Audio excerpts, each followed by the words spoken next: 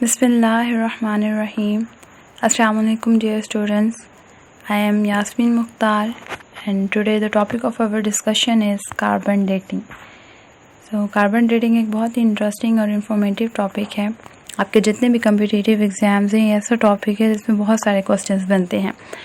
इस video lecture में हम कार्बन डेटिंग टेक्निक को डिटेल से स्टडी करेंगे. इसके बेसिक प्रिंसिपल्स क्या हैं उन्हें देखेंगे, ये टेक्निक कैसे वर्कआउट करती है ये देखेंगे. इसके अलावा इसमें कौन सा फार्मूला यूज़फुल है वो उसको स्टडी करेंगे. Let's get started. सबसे पहले आप देखें रेडियो एक्टिव कार्बन डेटिंग की हम डेफिनेशन की बात कर लें. ये एक ऐसा मेथड है जिसमें आप किसी भी ऑब्जेक्ट की एज को प्रेडिक्ट कर सकते हैं, एज को डिटरमाइन कर सकते हैं. वो ऑब्जेक्ट ऑर्गेनिक मटेरियल रखता हो. अब आप उस मटेरियल की या उस ऑब्जेक्ट की डेट को कैसे डिटरमाइन कर सकते हैं. आप रेडियो कार्बन की प्रॉपर्टीज़ को इस्तेमाल करते हुए उसकी एज को प्रेडिक्ट कर सकते हैं. वो रेडियो कार्बन कौन सा होगा, वो आइसोटॉप होगा कार्बन का, जैसे कि कार्बन 14 है. तो कार्बन 14 जो है वो कार्बन डेटिंग प्रोसेस के लिए बेसिकली इस्तेमाल होता है. इसके अलावा ये टेक्निक जो है ये हमारे पास बोन है, वुड, पेपर, क्लॉथ, इनको भी डेट करने के लिए इस्तेमाल होती है. ये मेथड सबसे पहले विलियर्ड लिबिन इंट्रोड्यूस करवाया था 1940 में एट यूनिवर्सिटी ऑफ शिकागो और फिर 1960 में केमिस्ट्री में इन्हें इसी बेस पर नोबेल प्राइज़ भी मिला था. नेक्स्ट हम देख लेते हैं इसके बेसिक प्रिंसिपल्स क्या हैं. बेसिक प्रिंसिपल में सबसे पहला प्रिंसिपल ये है कि जो रेडियो कार्बन जो कार्बन 14 है ये जो एलिमेंट कार्बन है बेसिकली उसका ये आइसोटॉप है और ये अनस्टेबल होता है और वीकली ये रेडियो एक्टिव होता है. अगर हम स्टेबल आइसोटॉप्स की बात करें कार्बन के तो वो 12 और 13 हैं. इस नेक्स्ट प्रिंसिपल को देख लेते हैं. कार्बन 14 जो है ये हमारे अपर एटमॉस्फेयर में कंटिन्यूली बन रहा होता है. किस तरह बन रहा होता है कि कॉस्मिक रेज जो आ रही हैं, देन हमारे एटमॉस्फेयर में जो न्यूट्रॉन्स मौजूद हैं, जब वो न्यूट्रॉन्स टकराते हैं नाइट्रोजन के साथ तो ये बेसिकली कार्बन 14 बनाते हैं. क्या होता है कि फिर वो रेपिडली जो है वो ऑक्सीडाइज हो जाते हैं, ठीक है, और कार्बन डाइऑक्साइड बना देते हैं. देन वो कार्बन डाइऑक्साइड हमारा जो ग्लोबल कार्बन साइकिल है उसमें एंटर हो जाता है. थर्ड वन इसका प्रिंसिपल ये है कि प्लांट्स हैं जो एनिमल्स हैं वो कार्बन 14 को सिमुलेट कर रहे हैं कार्बन डाइऑक्साइड से अपनी थ्रू आउट देयर लाइफ, मतलब फुल लाइफ टाइम वो उसको सिमुलेट कर रहे हैं, ठीक है. अब बात यह है कि जब वो मतलब मर जाते हैं दैन क्या होता है, तब क्या होता है कि उनका जो बायोस्फीयर उसके साथ कार्बन का एक्सचेंज तो नहीं कर सकते. देन क्या होता है कि उनका कार्बन 14 कंटेंट जो है वो आहिस्ता आहिस्ता डिक्रीज़ होना स्टार्ट हो जाता है और ये लेवल जो है वो आप law of radio active decay से इसको मेजर कर सकते हैं. देन हम देख लेते हैं कार्बन डेटिंग को मज़ीद डिटेल से. बेसिकली इसमें कौन कौन सी दो चीज़ें आती हैं. ये टॉपिक जो है बेसिकली दो टॉपिक्स का मिक्सचर है जिसमें केमिकल काइनेटिक्स आ जाता है, इसके अलावा न्यूक्लियर केमिस्ट्री है इसमें. हम यूँ कह सकते हैं कि अगर केमिकल केमिस्ट्री का कंसेप्ट है तो न्यूक्लियर केमिस्ट्री में इसकी एप्लीकेशन होगी, या यूँ कह लें कि न्यूक्लियर केमिस्ट्री का कंसेप्ट है तो केमिकल काइनेटिक्स में इसकी एप्लीकेशन होगी. बेसिकली न्यूक्लियर केमिस्ट्री क्या चीज़ है. न्यूक्लियर केमिस्ट्री में हम देखते हैं डिफरेंट डिसइंटीग्रेशन रिएक्शंस होते हैं, न्यूक्लियर रिएक्शंस होते हैं. लाइक एक न्यूक्लियस है वो दूसरे टाइप के न्यूक्लियस में कन्वर्ट हो जाता है, देन फिर वो alpha, beta, gamma different particles को एमिट करता है. इसी तरह केमिकल काइनेटिक्स में क्या होता है कि आप रेट जो रिएक्शन है रेट उसको डिटरमाइन करते हैं कि किसी भी रिएक्शन का रेट क्या है उसके बारे में बताते हैं. इसके अलावा उसकी स्पीड क्या हो सकती है और उसका ऑर्डर क्या होगा, वो फर्स्ट ऑर्डर है, वो ज़ीरो ऑर्डर है, वो सेकंड ऑर्डर है. तो ये सारी चीज़ें हम केमिकल काइनेटिक्स में डिस्कस करते हैं. बेसिकली ये दो टॉपिक्स हैं जिसमें कार्बन डेटिंग जो है वो इसका मिक्सचर है. मज़ीद हम डिटेल से देखते हैं कि एक्चुअली कार्बन डेटिंग क्या चीज़ है, बेसिकली होती क्या है. आपने कभी सुना होगा कि हमें इजिप्ट से कोई मम्मी मिली है, जो डेड बॉडीज़ मिलती हैं वो बताते हैं जी ये 2-3 हज़ार साल पुरानी हैं. आपको मोहनजोदाड़ो से कोई बोन मिली है, ये 4000 साल पुरानी है. बात यहाँ पे ये है कि ये चीज़ें इतनी पुरानी हैं, ये चीज़ें उन्हें पता कैसे चलती हैं, how do they come to know. तो उन्हें ये कैसे पता चलता है कि फॉसिल है, ये चीज़ बोन है, लिविंग ऑर्गेनिज्म है या उनका कोई डेड रिमेन है, उन्हें इस चीज़ का कैसे पता चलता है कि ये चीज़ 3000 साल पुरानी है, ये चीज़ 4000 साल पुरानी है। रिसेंटली आई वाज स्टडिंग कि एक यूरोपियन कंट्री में कोई डेड बॉडी मिली थी उन्हें, तो वो लगता ऐसे था जैसे वो ज़िंदा है, क्योंकि उसके स्टमक में इस तरह के एसिड्स वगैरह रख के उसको इस तरह से प्रिजर्व किया गया हुआ था, ठीक है। तो अब बात यहाँ पे ये कि कोई चीज़ आपको आज मिल रही है और साइंटिस्ट उसकी एज कैसे प्रिडिक्ट कर लेते हैं कि वो इतने हज़ार साल पुरानी है। तो बेसिकली इस टेक्निक को हम कार्बन डेटिंग कहते हैं। तो carbon dating widely use technique है। अगर आप कहें ना वाइडली यूज टेक्निक में से कार्बन डेटिंग एक है। इसके अलावा जियोलॉजिस्ट जो होते हैं, जो अर्थ की ज्योग्राफी को स्टडी करते हैं, उनके लिए ये टेक्निक बहुत यूज़फुल है। कार्बन डेटिंग को मज़ीद डिटेल से अगर हम देखें तो इस तरह है कि एनिमल्स और प्लांट्स जो दोनों को कार्बन डाइऑक्साइड चाहिए। अब आप ये सोच रहे होंगे कि हम तो डायरेक्ट कार्बन डाइऑक्साइड लेते नहीं हैं, तो फिर हम इस पे कैसे डिपेंड कर रहे हैं। प्लांट्स जो हैं वो बेसिकली बेशक हम प्लांट्स ऑब्वियसली फोटोसिंथेसिस के प्रोसेस के थ्रू ले रहे हैं, लेकिन हम डायरेक्टली नहीं ले रहे, लेकिन इनडायरेक्टली कार्बन पे हम डिपेंड कर रहे हैं, ठीक है। अब हमारे पास बात यह है कि हवा में कार्बन मौजूद है, ठीक है, और ऑक्सीजन भी मौजूद है। जब ये दोनों कंबाइन होते हैं तो कार्बन डाइऑक्साइड बनाते हैं। देन कार्बन डाइऑक्साइड को पौधे अपने अंदर किस तरह ले जाते हैं, एक प्रोसेस के थ्रू जिसे हम फोटोसिंथेसिस कहते हैं। तो क्या होता है कि कार्बन डाइऑक्साइड और वाटर, ये sunlight and chlorophyll that is green pigment, इन दोनों की मौजूदगी में फोटोसिंथेसिस का प्रोसेस होता है, जिसके रिजल्ट में ग्लूकोज और ऑक्सीजन जो है वो बनते हैं। तो इस तरह प्लांट्स जो हैं वो इसको एसिमिलेट कर रहे हैं। दूसरी तरफ अगर देखा जाए हम किस तरह इसको सिमुलेट करें, बेशक हम इसको डायरेक्टली जो है वो नहीं यूज़ अपने अंदर लेकर जा रहे, बट इनडायरेक्टली हम इसको लेकर जा रहे हैं। वो किस तरह, वो इस तरह के जो भी हम जितने भी फूड खाते हैं, लाइक स्टार्च हो गया या हमारे पास ग्लूकोज है या डिफरेंट शुगर्स हैं, तो इनमें सब में कार्बन का कॉन्टैक्ट मौजूद होता है। ये डिफरेंट पॉलीसेक्राइड्स हैं, तो इनके थ्रू कार्बन हमारे अंदर जा रहा है। मैं बात कर रही हूँ कार्बन की, कार्बन डाइऑक्साइड की नहीं, ठीक है। सो बेसिकली हमारे पास कार्बन जो है वो बहुत ही ज़रूरी एलिमेंट है लाइफ एसेंस का। सो प्लांट्स एनिमल्स दोनों के लिए ये बहुत इंपॉर्टेंट एलिमेंट है, और ये इसी तरह जो है वो एनिमल्स के अंदर भी जा रहा है। इसके बाद हम देख लेते हैं, हम रेडियो एक्टिविटी को स्टडी करें, तो उसके लिए हमारे पास जो कार्बन के आइसोटॉप्स हैं उनको देखना बहुत ज़रूरी है। सो 3 तरह के कार्बन के आइसोटॉप्स हैं, कार्बन 12 है, कार्बन 13 है एंड कार्बन 14। सबसे पहले कार्बन 12 को अगर हम देखें तो ये आपको वाइड क्वांटिटी में मिलेगा। फॉर एग्जांपल अगर आप 100 कार्बन एटम्स ले आएँ तो कार्बन 12 आपको मैक्सिमम टाइम मिलेगा, ठीक है, 90% स्टेबल ये आपको मिलेगा। उसके बाद अगर हम कार्बन 13 को देखें तो ये भी स्टेबल है, और ये जो है ऑर्गेनिक केमिस्ट्री रिसर्च वर्क में इसका यूज़ है। इसके अलावा फूड लेबलिंग में और air pollution and climate change in different processes में इसका काफ़ी यूज़ है। देन कार्बन 14 की बात कर रहे हैं हम, ये बिल्कुल रेयरली होता है, ये रेडियो एक्टिव होता है, और ये क्योंकि ये ज़्यादा देर रहता नहीं है, ये डिफरेंट जो है अल्फा बीटा गैमा इस तरह में ये जो है इमिट कर देता है ये। सो बेसिकली हम कार्बन 14 को ही यहाँ डिस्कस कर रहे हैं, क्योंकि ये रेडियो एक्टिव है, तो ये ही एज को प्रिडिक्ट करने के लिए यूज़ होगा। नेक्स्ट हम देख लेते हैं बीटा डिके का प्रोसेस क्या होता है। तो रेडियो एक्टिव डिके इस तरह, जिसमें आप तो फॉर एग्जांपल एक चीज़ प्रोटॉन में जो है या मतलब फॉर एग्जांपल ये बीटा पार्टिकल को ये इमिट कर रहा है। तो कार्बन क्या होता है, जब कार्बन आपकी बॉडी में गया है, कार्बन 14 फॉर एग्जांपल आपकी बॉडी में गया है, जो कार्बन डाइऑक्साइड जो प्लांट्स ले रहे होते हैं that is basically C14, okay, तो वो उसको ले रहे हैं। तो इसके अलावा दूसरे भी वो ले रहे होते हैं, बट ये भी उनमें जा रहा होता है। तो हम यहाँ इसको डिस्कस कर रहे हैं, सो इसको डिटेल देखते हैं। तो जब ये आपकी बॉडी में गया, देन ये जाके न्यूट्रॉन में कन्वर्ट हो जाता है। न्यूट्रॉन में कन्वर्ट होने के बाद क्या करता है कि एक बीटा पार्टिकल को इमिट करता है, ठीक है। यानी जैसे ही आपकी बॉडी के अंदर गया तो ये बीटा पार्टिकल्स को इमिट करता रहता है। सो वही बीटा पार्टिकल्स की बेसिकली डिके और ये सारा प्रोसेस इसी का कंपैरिजन होता है, और इसको हम इसके ज़रिए ही एज को प्रेडिक्ट कर पाते हैं। आपकी बॉडी में हम यूँ बात करें, क्योंकि लिविंग ऑर्गेनिज्म है, तो उनमें जो कार्बन 14 का कंटेंट है और एटमॉस्फेयर में जो कार्बन 14 का कंटेंट है वो ऑलमोस्ट सेम होता है, ठीक है, उनकी रेशियो मेंटेन होती है। जब तक हम जिंदा हैं कार्बन 14 बनता रहेगा, बॉडी में आता रहेगा, क्योंकि ठीक है, और जो जिंदा इंसान उसमें बीटा डिके का प्रोसेस भी होता रहेगा। बात यहाँ पे ये कि फिर इंसान जब मर जाता है, देन उसके बाद कौन सा प्रोसेस स्टार्ट होता है। और ज़िंदा इंसान में कौन सी एक्टिविटीज़ चल रही हैं। जब इंसान मर जाता है या कोई भी ऑर्गेनिज्म मर जाता है तो उसमें फिर एक्टिविटीज़ किस तरह रहती हैं, इन दोनों के डिफरेंस को कंपेयर करके ही हम किसी भी ऑर्गेनिज्म, किसी भी स्पीशी की जो है वो एज को प्रिडिक्ट कर सकते हैं by using the technique of carbon dating. Next हमारे पास कंसेप्ट है N0 और NT का। तो इन दोनों को बेसिकली समझना बहुत ज़रूरी है। ये चीज़ हमारे फार्मूले में भी यूज़ होगी। इसी चीज़ को समझेंगे तो हमें कार्बन डेटिंग की कंप्लीट समझ आएगी।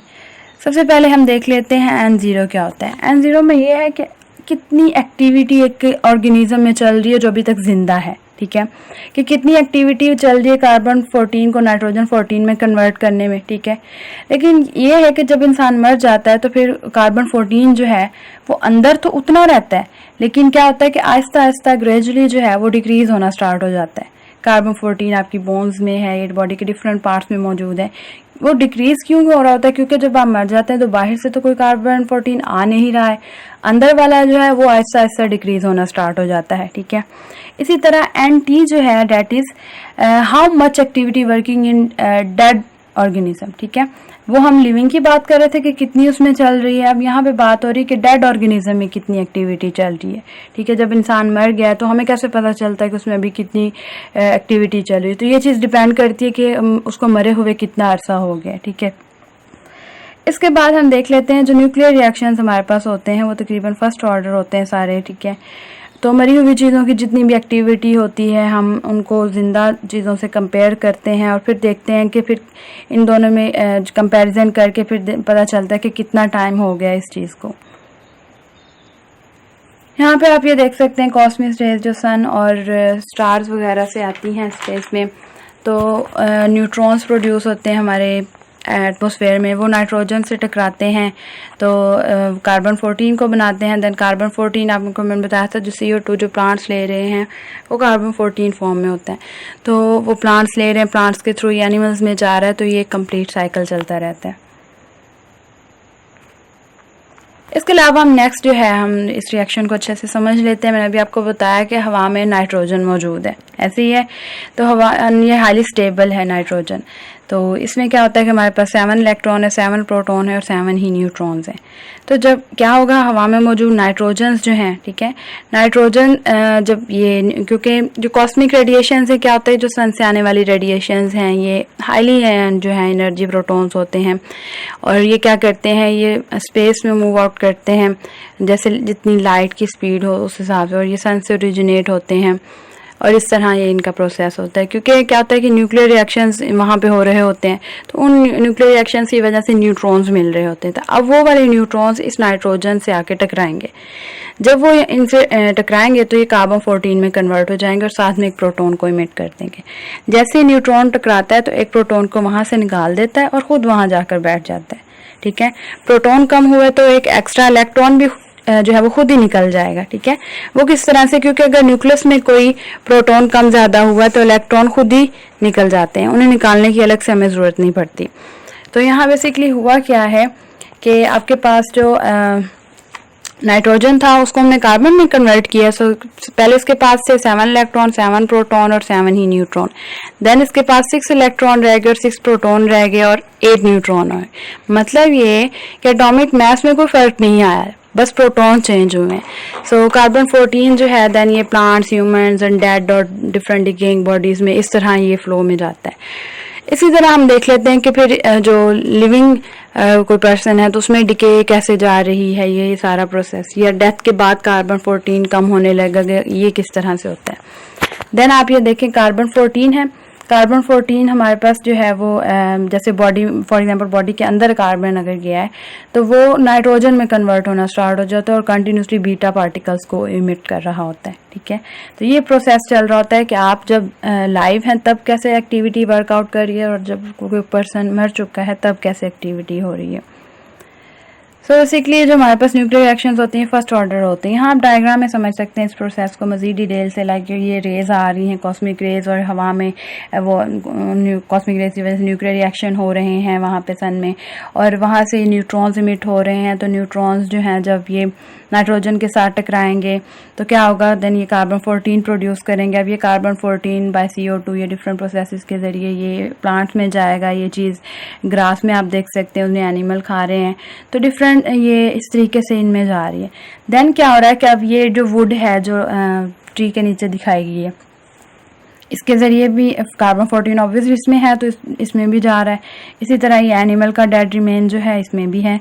सो बेसिकली लाइव में भी ये मौजूद है और डेड में भी ये मौजूद है। फ़र्क ये है कि लाइव में इसका जो मेंटेनेंस है, इसकी जो रेशो है वो एटमॉस्फेयर के इक्वल होगी, लेकिन जो डेड फॉर्म में है उसमें ऑलरेडी जो मौजूद होगी वही होगी, बाहर से कोई न्यू नहीं आएगी। वही उसकी कार्बन 14 जो है वो आहिस्ता आहिस्ता डिके होना स्टार्ट हो जाएगी। इसके बाद हम नेक्स्ट इस प्रोसेस की इक्वेशन को समझ लेते हैं, किस प्रोसेस के थ्रू इसको हम प्रेडिक्ट कर सकते हैं। सो मैंने आपको कहा कि न्यूक्लियर रिएक्शंस जो है बेसिकली फर्स्ट ऑर्डर होते हैं। तो हमारे पास ये सिंपल रिएक्शन की फर्स्ट इक्वेशन जो हम देख रहे हैं, सो के रिप्रेजेंट कर रहा है रेट कांस्टेंट को। सो ये बेसिकली इक्वल होता है 2.303 over time log to 10 A0/80। अब ये A0 क्या चीज़ है, ये कंसंट्रेशन इनिशियल है और by concentration at any given time, any given moment of time, ठीक है। तो ये सिंपल रिएक्शन है। अगर हम इसको डिके कांस्टेंट में कन्वर्ट करना चाहें तो उसको लैम्डा से प्रेजेंट किया जाता है। तो वो हमारे पास इक्वल है 2.303 और by time log into 10 N0/NT। अब यहाँ पे N0/NT हमने पीछे बात की थी, मैंने आपको कहा था इक्वेशन में ये यूज़ होगा। सो N0 क्या है, basically activity in the living organism पर सेकेंड, और NT क्या चीज़ है, activity in the dead organism over second, ठीक है। तो ये जो डिके कांस्टेंट होता है ये बेसिकली आपको मोस्ट ऑफ टाइम दिया हुआ होता है, ठीक है। अगर नहीं दिया गया तो तब आप इसको किस तरह से फाइंड आउट कर सकते हैं। हाफ लाइफ का फार्मूला होगा हमारे पास T/1 0.693/लैम्डा। देन यहाँ से लैम्डा बेसिकली डिके कांस्टेंट को प्रिडिक्ट कर रहा है, सो यहाँ से आप इसको फाइंड आउट कर सकते हैं। अब आपके पास ये वैल्यू आ गई और एक आपके पास ऊपर वैल्यू आई थी 2.303 log 10/T, वो वैल्यू आई थी। अब ये इन दोनों को इक्वल रखते हैं एक दूसरे के, तो आपके पास वैल्यू आएगी 0.693/हाफ is equal to 2.303 log to 10 N0/NT। N0 और NT का कंसेप्ट आई थिंक आपको क्लियर होगा। सो यहाँ पे आपको बेसिकली टाइम दिया गया, तो टाइम आपने निकालना होता है कि इस चीज़ को मरे हुए कितना अरसा हो गया। इसकी वैल्यू मोस्टली आपको दी हुई होती है, डैट इज़ 5730। तो ये वैल्यू वेरी भी कर सकती है क्योंकि डिफरेंट बुक्स में मैंने देखा है इसकी वैल्यू चेंज है। किसी में 5770 दी गई है, किसी में 5740 दी गई है। सो ये एक वैल्यू है जिसे हम प्रिडिक्ट कर लेते हैं। फॉर एग्जांपल 573 है, 5730 है, डिफरेंट वैल्यूज़ दी गई हैं। तो अब बात यहाँ पे ये है कि जो कार्बन 14 है उसको हाफ होने में 5730 ईयर्स चाहिए। फॉर एग्जांपल अगर मैं कहूँ कि मेरी बॉडी में जो है वो 1 ग्राम कार्बन 14 था डेथ टाइम, या कोई भी ऑर्गेनिज्म उसके मरने के वक्त जो है कार्बन 14 उसकी बॉडी में 1 ग्राम था, so it requires 5730 years to convert it into 0.5 gram.